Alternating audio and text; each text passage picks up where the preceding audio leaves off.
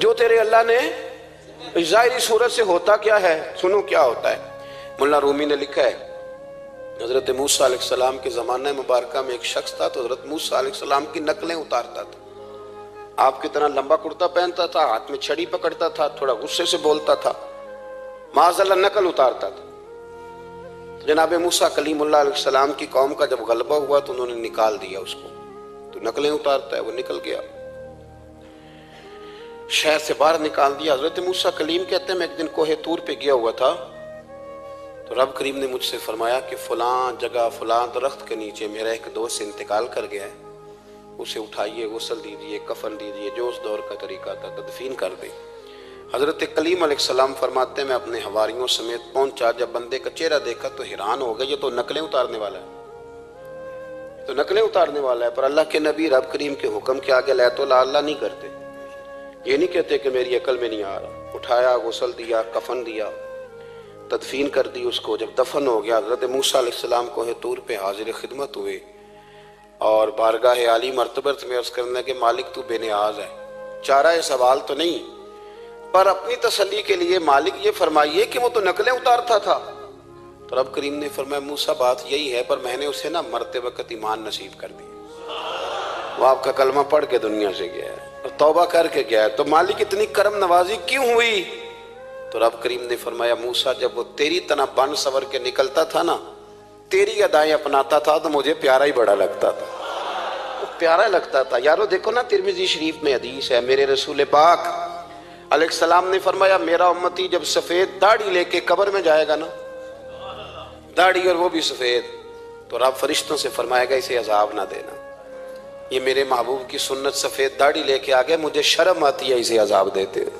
آپ بات کو سمجھے کہ یہ حضور کی سنت کا اعزاز جو اللہ کی بارگاہ میں، رب کے حضور جو سنت کا اعزاز اس لیے کہ کائنات میں سب سے اعلیٰ ترین جو کام تھا وہ کیا ہی میرے مصطفیٰ کریم نے، اعلیٰ ترین عمل نبی پاک کا، اعلیٰ ترین، اور طریقہ مبارکہ میں حسن اور جاذبیت، اور آپ اندازہ کر لیں ہم لوگ پٹری سے اتر جاتے ہیں، مرضی کرتے ہیں، ہمارا مزاج ہے جتنا مرضی کو کہے کہ الکوہل والی خوشبو استعمال نہ کریں، پر ہم کوئی نہ کوئی دلیل نکال کے لے ہی آتے ہیں، لیکن خوشبو اس دور میں بھی اتنی بکتی ہے جس کی حد نہیں، اور لوگ اپنی اپنی ضرورت کے لیے اس کو استعمال ہے۔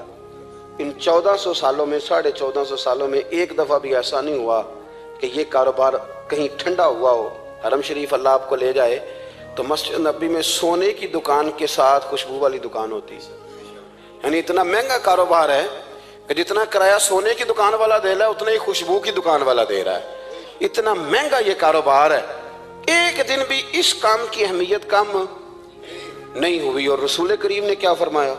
صحابہ کہتے ہیں 3 چیزوں سے کبھی منع نہیں کرتے تھے، کوئی تقیہ دیتا تھا تو قبول کرتے تھے، کوئی بندہ اگر حضور کو دودھ پیش کرتا تھا تو نبی پاک قبول کرتے تھے، اور اگر کوئی شخص حضور کو خوشبو دیتا نا تو حضور جلدی قبول فرماتے تھے، یہ مزاج تھا۔ تو جو اعلیٰ ترین چیزیں تھیں ان کو میرے رسول کریم صلی اللہ علیہ وسلم نے کیا، ہمیں کر کے دکھایا۔ ہمارا ظاہری حلیہ آج بھی اہل عرب لمبا کرتا پہنتے ہیں، آپ لمبا کرتا پہننے حیا کے زیادہ قریب ہے، کھلا لباس حضور پسند کرتے تھے، یہ شرم و حیا کے زیادہ قریب ہے، اس کے اندر انسان کا پردہ زیادہ ہے۔ وہ ساری اعلیٰ قسم کی صفات جن سے ایک آدمی متصف ہو سکتا ہے اور اپنے آپ کو سجا سکتا ہے، اپنے معاملات کو ٹھیک کر سکتا ہے، وہ ساری رسول پاک نے ہمیں عطا فرمائی۔ ایک حضور کا طریقہ مبارکہ تھا کہ سامنے والے جتنے لوگ حضور کے دائیں بائیں رہتے تھے ان کا خیال کرتے تھے۔ ہم تو خیال رکھواتے ہیں نا اپنا کہ سارے مل کے میری عزت نہیں کرتا، تو میری، تو میں کہتا ہوں کہ یہ تو یہاں اپنی عزت کی بھیک مانگی ہے یا اپنے لڑائی کر کے عزت لی ہے، ایسا نہ کریں۔ آپ عزت دینی شروع کر دیں، اللہ آپ کو سکون عطا کر دے، آپ احساس کریں دوسروں کا۔ حضور نہ شدت کے ساتھ، یہ اعلیٰ سنت ہے میرے نبی پاک کی صلی اللہ ہو، سارے پڑھیے درود شریف صلی اللہ ہو، یہ اعلیٰ سنت ہے۔ آپ دیکھیں نا بخاری مسلم میں موجود ہے، حضور فرماتے ہیں میرا دل چاہتا ہے میں لمبی نماز پڑھاؤں،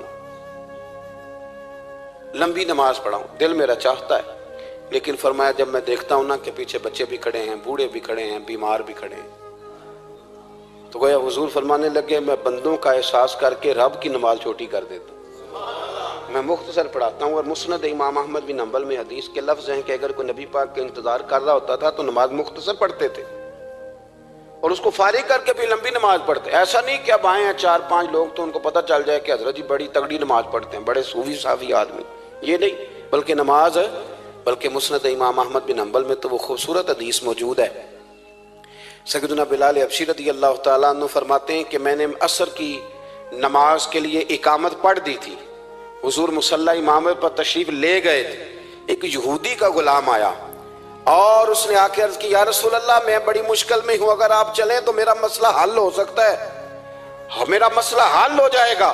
تو حضور کے احساس کی شدت کا یہ حال تھا کہ نبی کریم نے نمازیوں سے فرمایا تم بیٹھ جاؤ, میں پہلے اس کا کام کر کے آتا ہوں. خدا کے بندے تو ہیں ہزاروں, بنوں میں پھرتے ہیں مارے مارے, میں اس کا بندہ بنوں گا جس کو خدا کے بندوں سے پیار. احساس کی شدت یہ حضور کی سنت ہے, اور بہت زیادہ خیال رکھنا دوسرے کا, یہ میرے نبی پاک کا طریقہ ہے. دوسروں کو سوچنا, دوسروں کے لیے بات کرنا, دوسروں کے لیے دعائیں کرنا, ان کے احساسات کا خیال رکھنا. سیدہ طیبہ طاہرہ حضرت عائشہ صدیقہ رضی اللہ تعالیٰ عنہ فرماتی ایک دن سرکار مجھ سے فرمانے لگے, عائشہ جب تم مجھ سے ناراض ہوتی ہو تب بھی مجھے پتہ چل جاتا ہے, جب راضی ہوتی ہو تب بھی پتہ چل جاتا ہے. یہ ہمارا یہ مزاج نہیں ہوتا گھر کے اندر بھی. ہم گھر کے اندر بھی نواب صاحب ہی ہوتے ہیں, یہ نہیں گھر جا کے کہانیاں سناتے ہیں, کہتے ہیں تمہیں پتہ میں کڈا اوکھا ہوں, کمائی کیڈی مشکل ہے, پیچھے پیچھے ہٹ جاؤ سارے, میں فتح کر کے ہوں, ابھی K2 سر کر کے آیا ہوں. ایک بچہ پانی لے کھڑا ہو جائے, دوسرا دودھ کا گلاس لائے, بیگم صاحبہ فٹافٹ آئیے, ایسے نہیں کرے. میرے رسول پاک علیہ السلام کی پیاری زوجہ کہتی ہیں حضور گھر آئے, کھانا مانگا, میں نے عرض کی حضور میرے سر میں درد ہے. تو پڑھو نا ابن اسحاق کو. محبوب فرمانے لگے لا میں تجھے آٹا گوندھ دیتا ہوں, تو مجھے روٹی پکا دے.